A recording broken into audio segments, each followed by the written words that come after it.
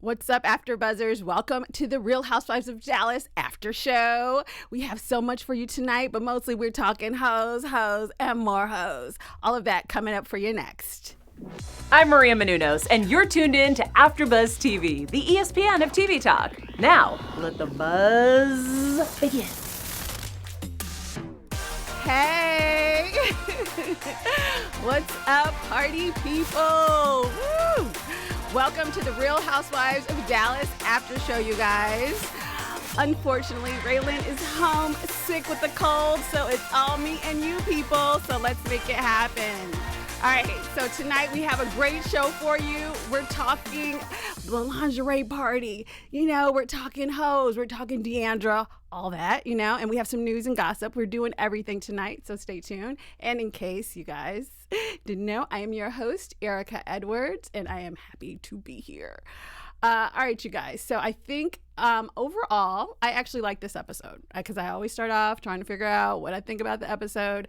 And I would give this episode like C+, B-. I did enjoy it. There were, a couple of dry moments in the beginning, but after we got through some of Kameron's scene, it got to popping. One thing I really liked about this episode was we got to really see Deandra kind of really cope with the business. And, so I'll start off sort of discussing Deandra's issues in the beginning.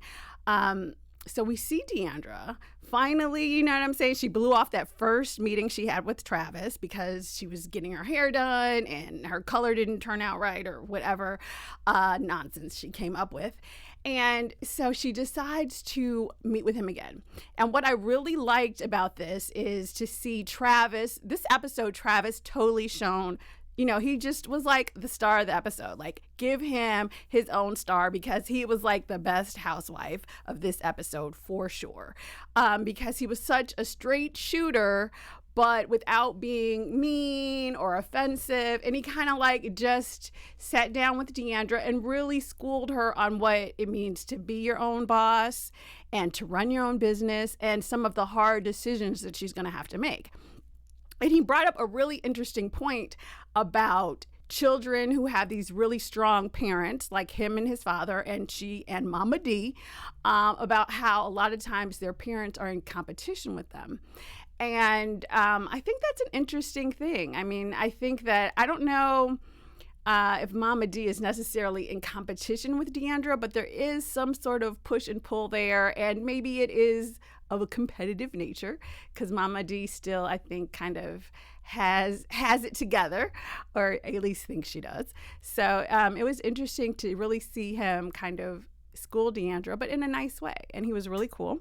So that much I really did enjoy. And I think he really explained to Deandra that she's going to have to, basically, it's funny because she had to go to Travis to get him to tell her the exact same thing Jeremy already told her. Like, basically, you got to get rid of this huge office and start basically working from home. And I think part of it is that Deandra isn't ready to let go of, I think Deandra is more worried about letting go of the luxuries that she's become accustomed to, obviously, more so than Jeremy or anybody else. I think she's tied to the title, and this is my company, and I want to be the big boss in the big chair in the big office. And now that that's not coming to fruition, we're going to really see, I think we'll really get an opportunity to see what she's made of. And definitely in this episode, we saw her kind of struggle with that a little bit. So, we see her there with Travis, and then later in the episode, we see her with Jeremy, and it's so funny because, Jeremy is this world-class journalist, but now she's like, look, I pay all your bills. You're an artist, so you're going to have to work for me because I need somebody who's going to be up in here working for free. And that's how you get it done, people. You get your family to work with you, so that's a good thing.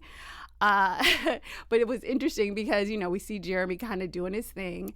And he kind of, reiterates what he's told her before. You're going to have to, make that decision to move this office to home. And so what was interesting is we see Deandra break down a little bit. And what I found was interesting with Deandra is she put so much blame on her mother. Her mother convinced her. Her mother persuaded her. I don't think it was her mother's begging and phone calls that persuaded her. I feel like it was the paychecks. I think her mother paying her bills and like, come here, you can work for me. You know, you got this trust fund coming. I think all of that is what kind of really got her to, you know, decide to move back and give up this job in DC, because, you know, it's one thing to work and struggle on your own. It's another thing to have the comfort of your parents and of your mother. So I don't necessarily put it all on Mama D the way Deandra made such an effort to. But, you know, certainly you guys, if you're in the chat, then let me know what you all think and, you know, make some comments or whatever, because I'd like to know what you guys think for sure. All right, so let's move on. We also got to see a really cool family shot of Kameron and Hilton. Hilton is leaving for summer camp, and we get to see how Kameron is dealing with that, because supposedly she put, you know, Hilton on the list to go to summer camps like when she was 18 months, which is hysterical. You know, most people were concerned about, you know, kindergarten, but I guess she was dealing more with summer camp. But be that as it may, it's very cute. And I love Hilton in this scene, because she just seems grounded yet feisty. So I thought it was very cute and charming and interesting to see. So one of the things I think we see early on in this episode is that Kameron has a tendency, I think, to suffer from like pangs of jealousy. So, you know, at one point it seems like she's a little bit jealous of maybe Stephanie and Brandy's relationship, and she kind of discusses that later. And then we also see she's really honestly jealous of the relationship that her daughter has with her husband Cord. And I get it that she wants to share those things too, but it seems like sometimes I want Kameron to just be more at peace and just happy, you know, that her daughter is so close to her dad and they have this wonderful relationship, and just work on her building the bond with the daughter instead of wishing, you know, kind of like, you know, giving the side eye, I guess, to the relationship that she has with her dad. So I find that really kind of perplexing on the Kameron tip. But, you know, we'll see what she does. So let's see. Let's see. What do you guys have to say? Oh, hey, Jean. And hey, Sharatera. Shout out to you. Oh my gosh. Okay. Shout out to the people who are actually, you know, tuning in, because I love me some Paula Abdul, and Paula Abdul and Kameron are on Watch What Happens Live right now. And you know, Paula Abdul, I love her. And so go Kameron. So I can't wait to check that out later myself. So one of the big things that came up in this episode is we got to see Carrie, which is Carrie number 1, Carrie with a C and not Carrie with a K. So LeeAnne's lingerie party is being planned by like what used to be her arch nemesis, Carrie Duber, which we loved, and she still has that booming body that always slays. And they decide to she and Stephanie are supposedly, I guess, planning, in quotation marks, this lingerie party. But then we come to find out that basically LeeAnne planned everything herself. And so, like, what I don't get and what I find perplexing, let's leave it there, is that LeeAnne is going to plan everything, but Stephanie and I guess Carrie are the ones writing the checks. So again, you all, I always beg the question, how does LeeAnne make her money? So, but yeah, so she's going to decide who is catered and everything that like has a budget. And lo and behold, Stephanie and Carrie pick it up, and they basically sign the checks and show up looking fabulous. And those are actually the best friends in the world, because that's what I want from a girlfriend. For her to pay for everything that I want and then show up and be cute. Like, that's what you need in friends, right? So so it's interesting to see them sort of, you know, planning the party and all of that, and to see everybody's sort of choice of lingerie, you know, and how they decide in their own fashion to dress up like a prostitute. So that part indeed was very fun. And all right, you guys, I want to say this.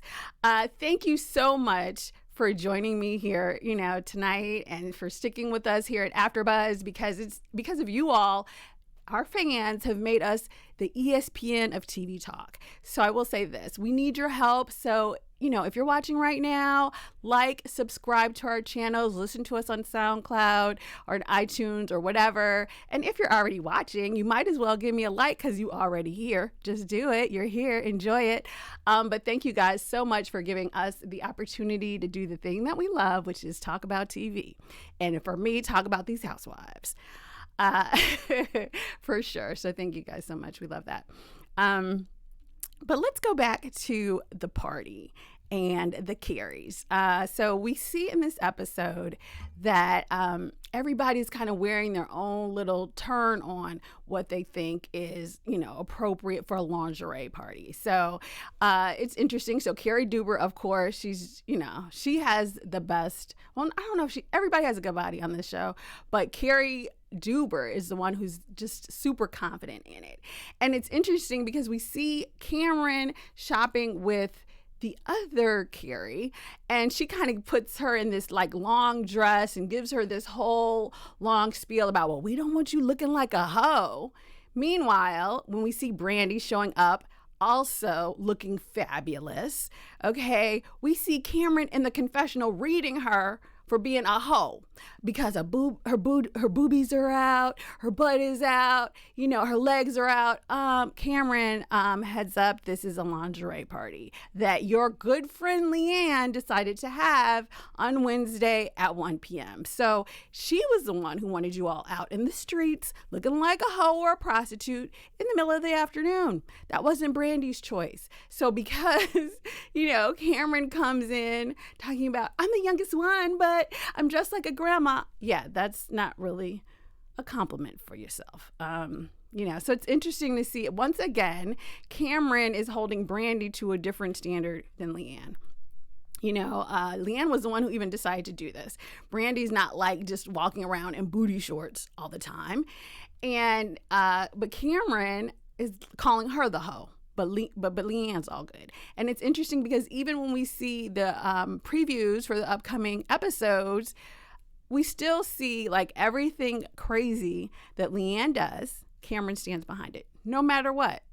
So, Kameron is more like, let's say, a sheep than a friend. I mean, I'm just going to put that out there, that she's so behind LeeAnne and, no matter what, but then she uses some of her same sort of judgmental attitude toward Brandy or Stephanie or whomever, but she doesn't seem to, she lets everything that LeeAnne does slide. So I do find that a tad perplexing.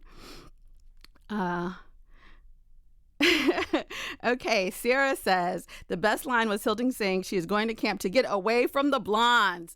Oh, yeah. I was like, okay, yeah. When you get read by your little daughter in the first 5 minutes of the episode, that's when you know it's going to be good times. Good times, people. Good times. So, hey, Cindy. Welcome, Sarah. Thank you guys for joining me. I appreciate that. But yeah, so it's interesting because we see a really close moment in this episode between Stephanie and Travis. And it's so nice because if you all, watched this last year, that there were definitely a few times where I just personally thought Travis was ghetto, kind of just doing buck wild stuff, just sort of out of control. And it's nice to see him I don't know, be like the man that you want. Someone tweeted tonight, their relationship was hashtag relationship goals. And I don't believe in hashtag relationship goals. However, I do feel like Travis, the way he talked to Stephanie was so on point, but still loving that you had to respect it. I mean, he came right there and was like, look, don't blame it on the drinks. You know what I'm saying? If you're down, you're down, but you're still the best person that I know. And that was one thing I thought was just so heartfelt because he really accepts her for who she is in terms of not just her beauty and her intelligence, but even the depression and the struggles that she goes through. And it was so nice to see him kind of really show a level of respect for that, but still encourage her to be stronger and stand up to Kameron. And for me, that's the one thing I just I'm not gonna say it bugs me, but that's the one thing I think that touches my heart about Stephanie, is that she spends so much time struggling with trying to be the nicest person in the room when sometimes she needs to stand up to the person and express how she really feels. And I thought it was great that Travis encouraged her to do that, because he was basically like, if you're coming from a good place, then, kind of like let the tricks fall as they may. But no, it was so funny when he was like, you have to tell, because that's the truth. Kameron thinks she's up here above everybody and she judges people. And I think Travis made the good point. You need to let her know that she's not all that in a bag of tricks, literally, since we're talking about prostitutes. But yeah, and so it was interesting because once we're at the lingerie party, Stephanie tries to do that with Kameron. She pulls her aside and she starts talking to her. Excuse me. She starts talking to her about like what happened when they were in Mexico, and how when Kameron was kind of coming to Carrie talking about how she felt judged and all this, that was sort of a slap in the face to Stephanie. And I'm not quite sure if it's quite as dramatic as Stephanie is playing it, or not playing it, but it has, I think Stephanie definitely took it personally, or probably more personally than Kameron originally intended. However, it's a true point, because I think especially for Stephanie, maybe not so much Brandy or some of the other girls here and there, but Stephanie goes out of her way to be welcoming, to be understanding, to not judge people, to not let Brandy's ideas influence her, and to think that, with Kameron, it kind of was like for nothing. And then to see Kameron basically sit there and be like, well, if we were so close, why'd you leave the room all the time? Like, girl, don't nobody have to be in a room all night with you. Like, this is a vacation, so why should I be trapped with you? And why is she jealous because Stephanie decided to talk with Carrie? You know what I'm saying? Like, you just said she wasn't really your friend the night before, so why is she going to come to you with depression issues and things that are really close to her heart, and y'all aren't that close? So, and the fact that she's like, well, I've known you for 2 years. Yes, I've known your judgmental behind for 2 years, which is why I talked to somebody new who wasn't going to judge me and run and tell everyone. So I stand behind Stephanie's choice to talk to Carrie, and Kameron just comes off once again looking really, really jealous, at least in my opinion. Yes. Okay. So Sarah says Kameron is so uptight she needs to get Deandra drunk and lighten up. Oh my gosh. Yes, that's what I'm talking about. We need to see Kameron so drunk that she does a little booty dance on the bed like Deandra did. That would make the episode. She needs to get a little bit wilder outside of just her crazy earrings, is what I would say. But yeah, I think, and exactly, Sarah also brings up the point that Travis has come so far from kind of the corporal boss he was back when all this first started, and writing Stephanie those to-do lists that she had to check off, and she was just like a nervous wreck back then. So it's so nice to see them kind of come together. So I do agree with that, Sarah, for sure. Travis has come a long way. I'm like a Travis fan now, and I never really was. But shout out to Travis. I think he's great. Kameron, what are you doing, chick? Like, what is going on with you? So not only is she jealous of everyone, which is kind of interesting because she holds herself to this high pedestal. You know what I'm saying? She's she's better than everybody. Yet and still, she's trying to look down at everyone and still be jealous of them at the same time. Like, where do they do that at?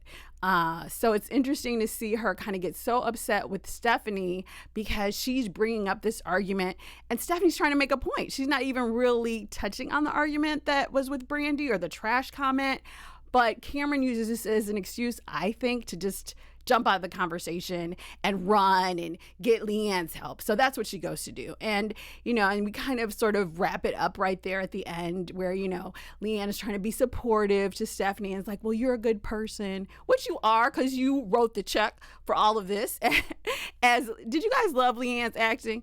As she pretended that she was surprised by her cake, knowing that she ordered that cake and she ordered everything, like, okay, this is real. You don't have to act that much. It's reality TV. We know it's scripted, but it's not that scripted. So just be yourself and enjoy it. But it was interesting, I think, at the lingerie party to see the sort of dynamics.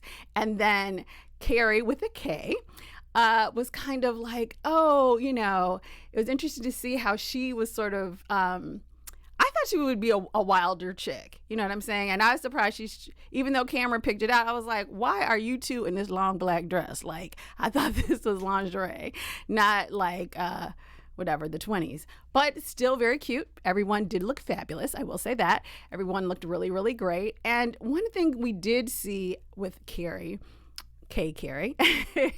was we saw a really touching moment between her and her daughter, and that was, we kind of got a little bit of more of a background on her and how she married these rich men, but until her jewelry line really had no way of truly supporting herself, and she wants that independence for her daughters. So I love to see that, and that was kind of a nice moment, I think, between her and her daughter. And shout out to her daughter Sophia for going to nursing school. I don't know a broke nurse ever, so she's always gonna be in the money no matter who she marries. And you know, and it's cute that she has a little boyfriend, but she seems to be like just very well centered. So I loved that little scene between Carrie and her daughter. And you know, and that was also, it was very touching. It was a girls moment. We saw the girls tonight. We saw Hilton, and then we also saw Carrie's daughter, and they both, you know, they both seem like really cool, grounded kids. And sometimes, as you all know, these housewife children be a mess. But luckily, the ones we saw tonight were pretty delightful. So I will say that. So we kind of just basically ended things up with the party, and LeeAnne, you know, festing in the glow of being the center of attention. And, you know, and she answered a few little freaky questions about her husband or her soon-to-be husband, Rich. And, you know, I guess she said the craziest place she's ever had sex was, you know, I guess through the holes of a fence. And I feel like I remember that. Was that on the episode? I don't know. I feel like I remember that being discussed before over the years. And he said the craziest place was like in a friend's bathroom. So I don't know. What's the craziest place for you guys? Comment below. I don't think definitely, that fence thing just sounds uncomfortable. Oh, shout out to all producers everywhere for the greatest sound effects. I know. So yeah, but if you would do it during the fence, let us know, because I'd be interested. So yeah, so you guys, all right, so that pretty much wraps up the episode for me. I think, you know, I was, like I said, I think I would give this episode a C+, a B-. Sort of let me know what you all think overall of the entire episode. But before we get out of here, I did check out some tweets, so let's bring those up for you. All right, let's blow it all the way up so a blind woman can see them. Okay. All right, just listening with you. Okay. Let's see. Guys, Cameron's first bedroom scene prepping her kid for camp is 9 hours long. All right. Yeah. At Wives tonight, I pretty much agree with you. I did feel like that scene was a little stretched, but her kids are adorable, and I actually like her family scenes. I think that those kind of bring a little bit more reality to kind of who she is, and kind of brings her a little bit more down to earth. So I like to see her with her family, even if they're longer scenes. Yes.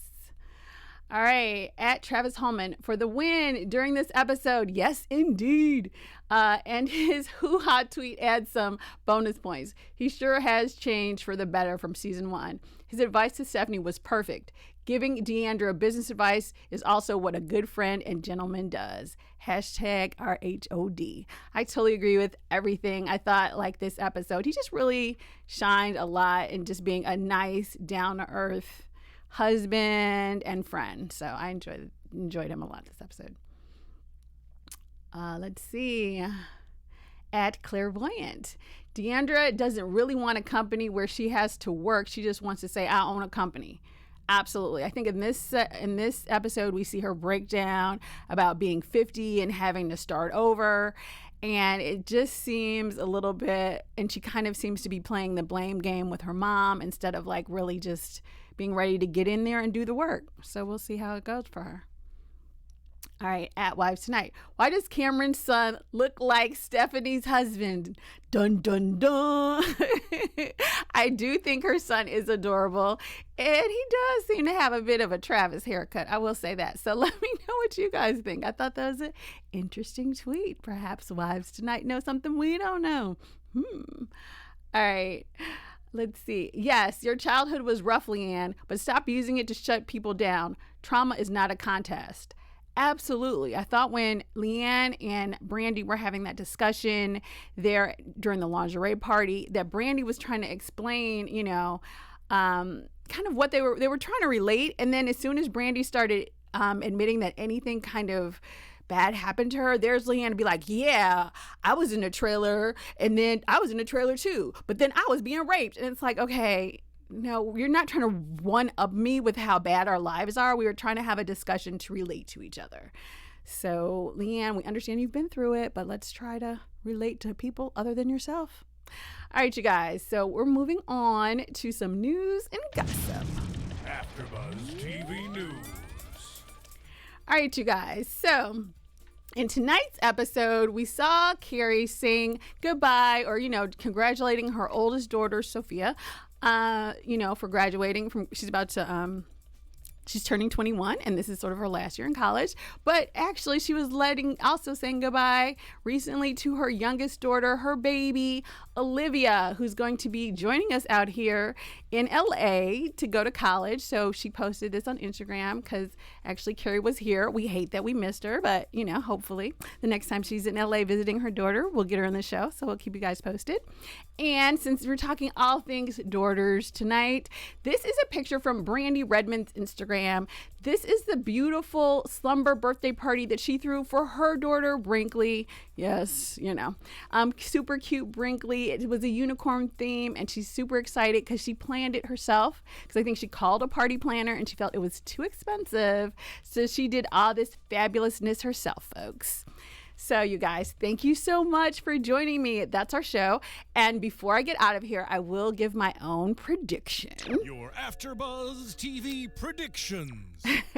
Okay, so I think that finally we're going to see a true blowout between Carrie with the K and LeeAnne, because I think that in the preview at LeeAnne's, again, her next party, her bachelorette parties with the gals and the gays, we kind of see LeeAnne sort of having this meltdown again because someone wants to talk about Deandra and the whole world isn't focused on her. So we'll see what happens with that next week, folks. All right, you guys, thank you so much for joining me. I am your host, Erica Edwards, and you can follow me on all of my social media at Erica, Erika, D as in door, Edwards. Ciao for now, folks. Our founder, Keven Undergaro, and me, Maria Menounos, would like to thank you for tuning in to AfterBuzz TV. Remember, we're not just the first, we're the biggest in the world, and we're the only destination for all your favorite TV shows. Whatever you crave, we've got it. So go to AfterBuzzTV.com and check out our lineup. Buzz you later. The views expressed herein are those of the hosts only and do not necessarily reflect the views of AfterBuzz TV or its owners or principals.